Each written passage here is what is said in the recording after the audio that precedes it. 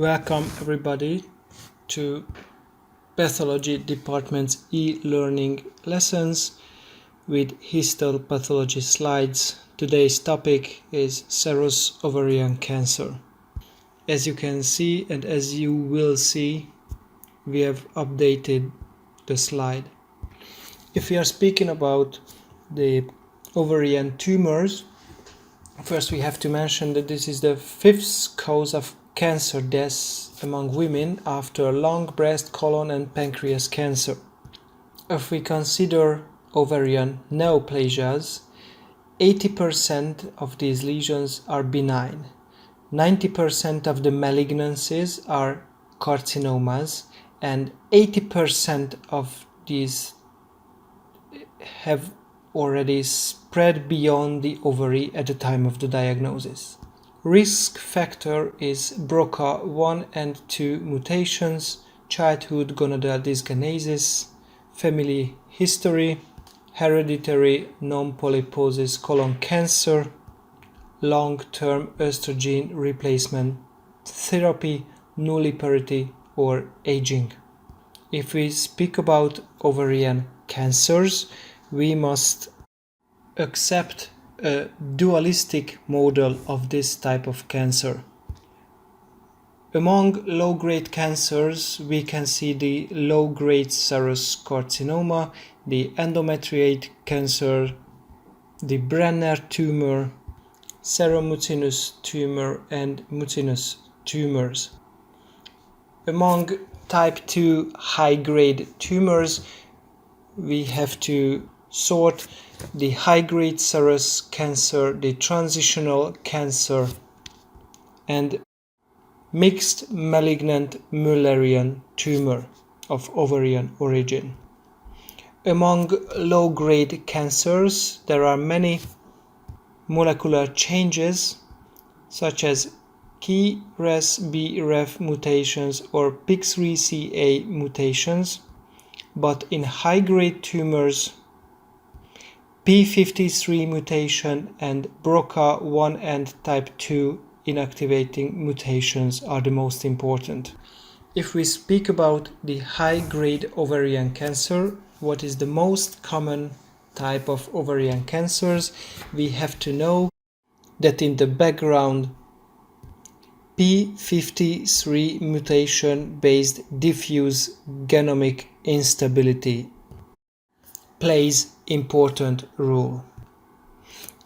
In high-grade serous ovarian cancers, high nuclear atypia, disseminated tumor propagation, extra-ovarian involvement such as intraperitoneal spread, omental involvement, pelvic and extrapelvic tumor propagation is well known. Sometimes we can see coexistence with other cancers such as uterine carcinoma. In ovarian cancers, malignant intra-abdominal effusion, it's a very typical way of tumor spread via the transthylomic propagation blockades the reabsorption of intraperitoneal fluid, what is called malignant ascites. The diagnosis is based on peritoneal fluid cytology and ovarian resection specimen. Note, this is the only tumor with intraperitoneal dissemination, where the most important treatment is the optimal tumor reduction. It's called tumor debulking. Optimal tumor reduction plays the most important role in patients' overall survival. Ovarian cancer histopathology slide.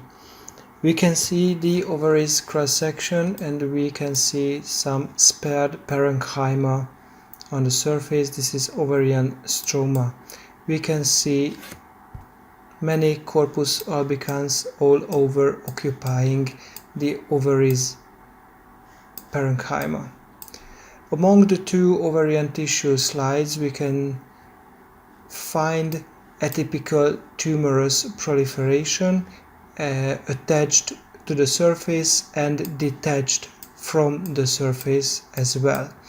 On the other part, we can see tumorous proliferation by atypical glands and tumorous proliferation with scattered, highly atypical tumor cells. They are invading the superficial part of the ovarian parenchyma.